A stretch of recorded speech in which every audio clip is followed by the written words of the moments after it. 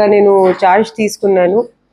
So డిస్ట్రిక్ట్లో వచ్చే రోజుల్లో మనం చట్టాలని గౌరవిస్తూ చట్టం ప్రకారమే మొత్తం పోలీస్ డిపార్ట్మెంట్ పనిచేయడానికి చర్యలు తీసుకుంటాము.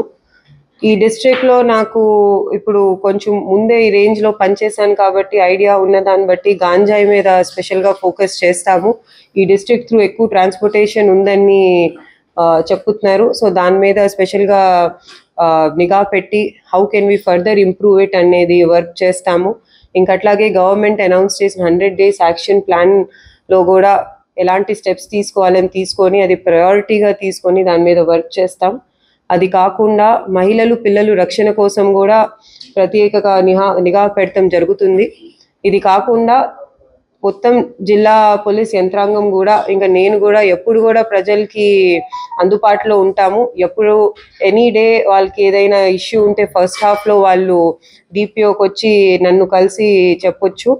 అదర్వైజ్ మండే గ్రీవెన్స్లో కూడా పర్సనల్గా వీ విల్ టేక్ గ్రీవెన్సెస్. అట్లాగే ఎవ్రీ పోలీస్ స్టేషన్లో కూడా పిటిషనర్స్ గ్రీవెన్సెస్ని ఇమీడియట్గా రిడ్రెసల్ చేయాలి, వచ్చిన వాళ్ళతో సరిగ్గా బిహేవ్ చేసి వాళ్ళ ప్రాబ్లమ్ సాల్వ్ చేయాలి అనే దానికోసమే చర్యలు తీసుకుంటాము. దీనికోసం డిస్ట్రిక్ట్లో అందరు కోఆపరేషన్ కోసం రిక్వెస్ట్ చేస్తున్నాము. ప్రెస్ అలాగే మిగతా స్టేక్ హోల్డర్స్ ఏమైనా నాన్ గవర్నమెంట్ ఆర్గనైజేషన్స్ ఎవరు కూడా అందరు కోఆపరేషన్తో డిస్ట్రిక్ట్లో law and order and security ensure చేయడానికి చర్యలు తీసుకుంటాం. ఎనీబడి హ్యాస్ ఎనీథింగ్కి ఫోన్ చేసి కంప్లైంట్ చేయొచ్చు. 100 కూడా సరిగ్గా వర్క్ అయ్యేటట్టు ఎన్ష్యూర్ చేస్తాము. సో ఆల్రెడీ డిస్ట్రిక్ట్లో చాలా మంచి పనులు జరుగుతుంటాయి. వాటిని కూడా కంటిన్యూ చేస్తూ ఇంకేదైనా అవసరాలు ఉంటే నెక్స్ట్ కొన్ని రోజుల్లో అందరూ ఆఫీసర్స్తో మాట్లాడి వచ్చిన పిటిషనర్స్తో తెలుసుకొని వాటి గురించి చర్యలు తీసుకుంటామండి.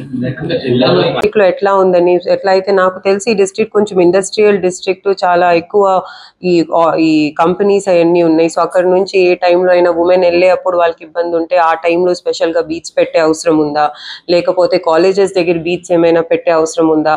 సో అట్లా ఒకసారి అసలు ఈ యాంగిల్లో కొంచెం మన స్టాఫ్తో కూడా తెలుసుకొని ఇక్కడ ఎలాంటి క్రైమ్స్ అగేన్స్ట్ ఉమెన్ అసలు రిపోర్ట్ అవుతున్నాయి, ఏ స్టేట్ ఆఫ్ ఉమెన్ మీద రిపోర్ట్ అవుతున్నాయి, పిల్లలు రిపోర్ట్ అవుతా అంటే ఏ ఏరియాస్లో రిపోర్ట్ అవుతున్నాయి అని చూసి ఎట్లయితే నేను ముందు పనిచేసిన జిల్లాలో విజయనగరంలో వీ సా దట్ పిల్లల మీద కొన్ని ఏరియాస్లో ఎక్కువ పాక్సో కేసెస్ రిపోర్ట్ అవుతున్నాయి. పిల్లలు తెలియక వేరే వాళ్ళతో వెళ్ళిపోయి తర్వాత పాక్సో కేసెస్ వస్తాం జరుగుతున్నాయి. సో అలాంటి స్కూల్స్లో మనం స్పెషల్ డ్రైవ్ తీసుకున్నాం. సో అట్లా అసలు ఈ డిస్ట్రిక్ట్లో ఎట్లా కేసెస్ రిపోర్ట్ అవుతున్నాయి ఉమెన్ మీద, ఇంకెలాంటి దానికోసం ఆ ఏరియాలో స్పెషల్గా బీచ్ పెట్టాలా లేకపోతే ఆ ఏరియాలో అవేర్నెస్ ప్రోగ్రామ్స్ చేయాలా అనేది దాని మీద చేసుకుంటాం. But we'll definitely take it yes a priority. అసలు దీనికోసం ఏం యాక్షన్ చేయాలనేది wheel work it out.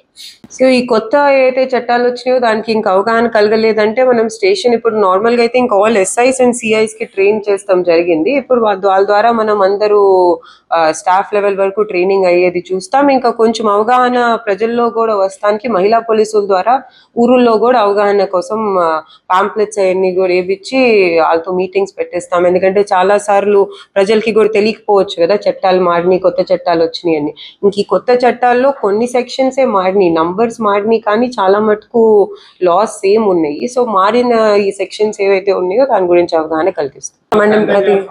Okay, so యాక్చువల్గా మహిళలు ఉన్నారో లేదో ఎవ్రీ స్టేషన్లో I will see definitely I take it up అండి. ఒకసారి చూస్తానండి అది ఏం సిస్టమ్ పెట్టారు ఏంటనేది. ఇప్పుడు కొత్త చట్టాల్లో కూడా అట్లాంటి సిస్టమ్ తీసుకురావాలని ఉంది. సో అది స్టేట్ వైడ్ కూడా చేస్తారు. కానీ ఆ సిస్టమ్ తెచ్చే ముందు వరకు ఎవరికైనా ఎన్ఆర్ఐస్ అలాంటి వాళ్ళు కంప్లైంట్స్ ఉంటే మనం ఒక వాట్సాప్ నంబర్ ఇస్తాము.